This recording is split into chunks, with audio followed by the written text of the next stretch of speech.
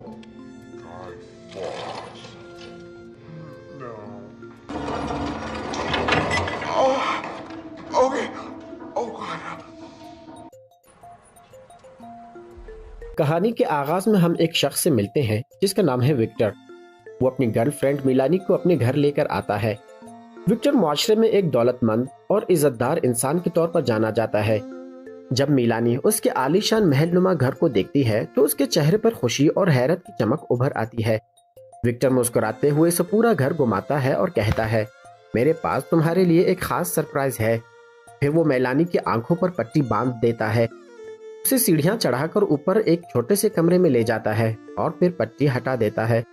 میلانی اسی جگہ پریشان ہو جاتی ہے جیسے اس کا خون جم سا گیا ہو۔ کمرہ ایک ٹارچر سیل ہے۔ اصل حقیقت یہ ہے کہ وکٹر ذہنی طور پر بیمار ہے۔ اسے ایک بری عادت ہے، وہ لوگوں کو اپنی طرف مائل کرتا ہے پھر انہیں تشدد اور اذیت کا نشانہ بناتا ہے۔ میلانی پہلے تو یقین نہیں کرتی مگر وکٹر زبردستی اصرار کرتا ہے کہ وہ کھیل میں شامل ہو جائے۔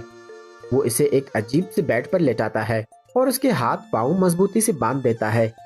پھر وہ ایک ہینڈل گھماتا ہے جس سے میلانی کا جسم کھینچنے لگتا ہے۔ میلانی ایک خوفناک چیخ مارتی ہے، اس کا جسم شدید درد سے کانپ اٹھتا ہے۔ وکٹر ایک ٹھنڈی سرد آواز میں کہتا ہے، یہ تو صرف پہلا لیول ہے۔ ڈری ہوئی میلانی آنسوؤں میں بھیگ کر التجا کرتی ہے، بس کرو، میں مزید نہیں سہ سکتی۔ اتنے میں اچانک دروازہ کھلتا ہے اور وکٹر کی پتنی اندر آ جاتی ہے۔ اس اچانک مداخلت سے وکٹر چونک جاتا ہے اور غلطی سے ہینڈل زیادہ گھما دیتا ہے۔ ایک خوفناک آواز آتی ہے، میلانی کی ایک ٹانگ ٹوٹ چکی ہوتی ہے۔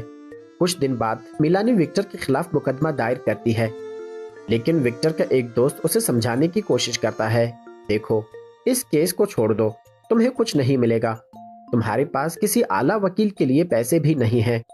وہ حتیٰ کہ اسے $10,000 کی پیشکش کرتا ہے۔ مایوس اور بے بس میلانی پیسے لے کر چلی جاتی ہے۔ بعد میں وہی وکیل وکٹر کے پاس پہنچتا ہے۔ وکٹر اسے مسکراتے ہوئے شکریہ ادا کرتا ہے اور اپنے ذاتی معاملات بھی بیان کرتا ہے۔ گھر واپس آ کر ہم دیکھتے ہیں کہ اب وکٹر کی زندگی تباہی پر آ پہنچی ہے، یعنی کہ اس کی پتنی اس کی بیمار عادتوں سے تنگ آ چکی ہے۔ وہ اب مزید برداشت نہیں کر سکتی کہ وہ ہر بار کسی مہیلا کو لاتا ہے اور اسے اذیت کا نشانہ بناتا ہے۔ ایک موقع پر وکٹر اپنی پتنی کو لبھانے کی کوشش کرتا ہے مگر غلطی سے اس کی گردن پکڑ لیتا ہے۔ اسی رات وکٹر ایک بڑی پارٹی رکھتا ہے۔ شراب، جوا، ہنگامہ، ہر چیز اپنے عروج پر ہے۔ جب اس کی پتنی اسے روکنے کی کوشش کرتی ہے، وکٹر اسے سب کے سامنے ذلیل کرتا ہے اور پارٹی سے باہر نکال دیتا ہے۔ دکھی دل کے ساتھ وہ اپنے کمرے میں واپس آتی ہے مگر اسی وقت وکٹر کا دوست رومن چھپکے سے اندر آتا ہے۔ وہ اسے بوسہ دیتا ہے۔ اب یہاں حقیقت سامنے آتی ہے، دراصل وہ دونوں کافی عرصے سے خفیہ تعلق میں ہیں۔ ادھر وکٹر جوا کھیل کر بری طرح ہار جاتا ہے، غصے میں آ کر اپنے کارندے پر تشدد کرتا ہے۔ بعد میں جب وہ پتنی کے کمرے کے دروازے پر آتا ہے وہ اسے آواز دیتا ہے۔ الزبتھ جلدی سے رومن کو الماری میں چھپا دیتی ہے۔ دروازہ کھلتا ہے، وکٹر اندر آتا ہے اور کچھ عجیب سا کرنے لگتا ہے۔ الزبتھ اسے دھکا دے کر پیچھے ہٹاتی ہے اور کہتی ہے، تم بالکل اپنے پتا جیسے ہو۔ وکٹر کے آنکھوں میں آنسو بھر آتے ہیں کیونکہ اس کا پتا واقعی ظالم انسان تھا۔ الزبتھ اسے روتا دیکھ کر رومن کو الماری سے نکالتی ہے اور اس کے ساتھ گھر چھوڑ دیتی ہے۔ اگلے دن وکٹر پھر اپنے جوئے کے کھیل میں مصروف ہوتا ہے۔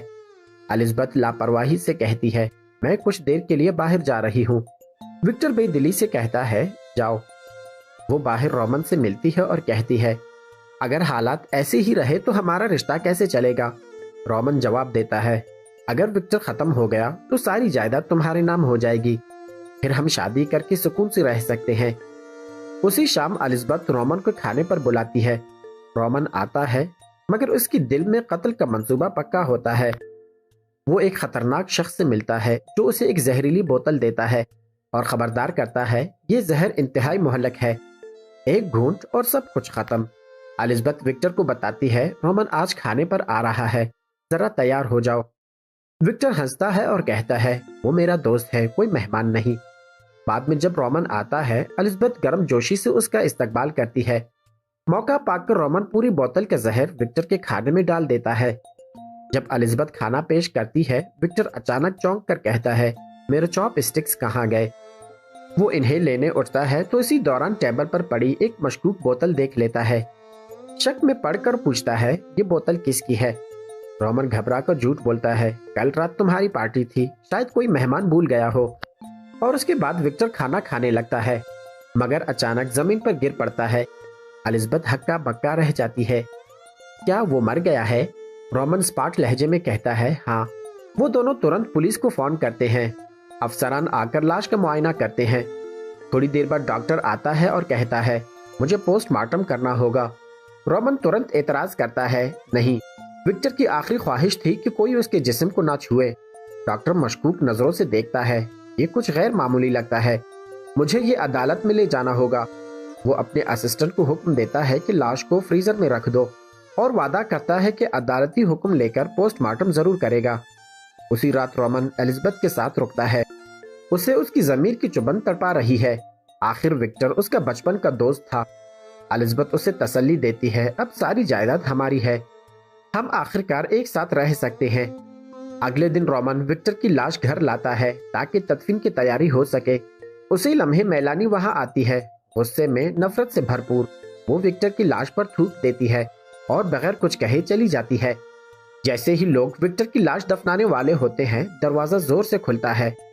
डॉक्टर हाथ में अदालत का हुक्मनामा लिए पहुंच जाता है। रोमन के चेहरे पर घबराहट छा जाती है। डॉक्टर विक्टर की लाश कब्जे में ले लेता है और रोमन बेबस नजरों से सब कुछ देखता रह जाता है। एलिजाबेथ और रोमन दोनों शदीद खौफजदा हैं। अगर पोस्टमार्टम हो गया तो सच्चाई बेनकाब हो जाएगी। रोमन एक के बाद एक कॉल करता है, मदद के लिए मिन्नतें करता है, मगर कोई उसका साथ नहीं देता। जबकि दूसरी जानिब वो शख्स जिसने रोमन को जहर की बोतल दी थी, बार में विक्टर की मौत की खबर पड़ता है। हैरान होकर वो तुरंत रोमन को फोन करता है, सुनो, मुमकिन है विक्टर मरा नहीं। मैंने जो दवा दी थी वो जिस्म को मफलूज करती है, मरने का धोखा देती है, मगर इंसान सब कुछ सुन और महसूस कर सकता है। रोमन के चेहरे का रंग उड़ जाता है। एलिजाबेथ पूछती है किसका फोन था, मगर वो झूठ बोल देता है, कुछ नहीं, बस गलत नंबर था। दिखाया जाता है कि डॉक्टर विक्टर का पोस्टमार्टम शुरू करने ही वाला होता है कि अचानक उसे उसकी बीवी की कॉल आती है, जो गुस्से में चीखती है, आज हमारी सालगिरह है, तुम भूल गए हो ना। शर्मिंदा होकर डॉक्टर कहता है, ओ माय गॉड, माफ करना, मैं अभी आता हूँ। वो अपने असिस्टेंट को हुक्म देता है कि लाश वापस फ्रीजर में रख दो, मैं सुबह पोस्टमार्टम कर लूंगा। डॉक्टर के जाते ही असिस्टेंट अपने दोस्तों को फोन करता है। वो तुरंत पहुंच जाते हैं, जोश से कहते हैं, चलो आज हम खुद सर्जरी की प्रैक्टिस करते हैं। असिस्टेंट खबरदार करता है, विक्टर की लाश को मत छेड़ना, डॉक्टर ने सख्ती से मना किया है। मगर दोस्त हंसते हुए कहते हैं, अरे आओ, अभी तो जिस्म ताजा है। मगर हकीकत में विक्टर जिंदा है, मफलूज और बेहरकत, मगर पूरी होश में है। वो सब कुछ सुन रहा है, महसूस कर रहा है। दोस्त हंसते हुए इसकी आंखें बंद करते हैं और इसका पेट फाड़ देते हैं। एक शख्स अंदर हाथ डालकर उसकी आंखें बाहर निकाल लेता है। अचानक विक्टर की आंखें खुल जाती हैं। वो सब चौंक जाते हैं, मगर जल्दी से कहते हैं, ये तो आसाबी रिफ्लेक्स है, और आंखें दोबारा बंद कर देते हैं। थोड़ी देर बाद रोमन मुर्दा खाने पहुंचता है। असिस्टेंट घबराकर झूठ बोलता है, डॉक्टर लाश ले गए हैं। वो उसे डॉक्टर का नंबर पकड़ा देते हैं और जल्दी से बाहर निकल देते हैं। लेकिन अंदर विक्टर का जिस्म फिर से हरकत करने लगता है। उसका हाथ अचानक ऊपर उठता है और आरे से टकराकर उंगलियां कट जाती हैं। कमरे में दहशत फैल जाती है। उन्हें अंदाजा हो जाता है कि वो एक जिंदा इंसान को काट रहे थे। खौफ के मारे वो उसे नींद का इंजेक्शन लगा लेते हैं और वो फैसला करते हैं कि उसे जिंदा दफन कर दें, वरना सब कुछ तबाह हो जाएगा। वो उसे जंगल में घसीट कर ले जाते हैं, एक गहरा घड़ा खोद देते हैं और दफनाना शुरू करते हैं। मगर विक्टर अचानक आंखें खोल देता है। गुस्से, दर्द और वहशत में पागल हो चुका होता है। वो चाकू से एक लड़की की आंख में घोंप देता है, जो कि मौके पर मर जाती है। फिर वो असिस्टेंट का जबड़ा तोड़ देता है और आखिरी दोस्त को भी बेरहमी से मार डालता है। फिर सुबह विक्टर उनकी कार तलाश करता है, कुछ अद्वियात और हथियार उठाता है और घर की तरफ निकल पड़ता है। रास्ते में उसे मिलानी नजर आती है, वही लड़की जिसने उसकी लाश पर थूक दिया था। विक्टर के चेहरे पर इंतकाम की आग भड़क उठती है। वो उसका पीछा करता हुआ उसके घर पहुंचता है। दूसरी जानिब रोमन एलिजाबेथ को बताता है कि विक्टर की लाश हॉस्पिटल से गायब है। एलिजाबेथ सांस रोक लेती है, चेहरे पर खौफ के आसार हैं।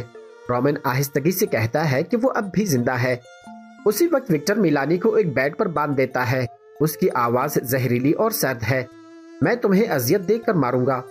वो फोन उठाता है और अपने ही घर कॉल करता है। फोन रोमन उठाता है।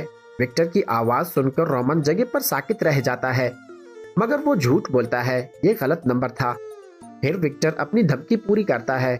वो मिलानी को बेरहमी से कत्ल कर देता है। आखिरकार रोमन टूट जाता है और एलिज़ाबेथ से एतराफ करता है, विक्टर अब भी जिंदा है।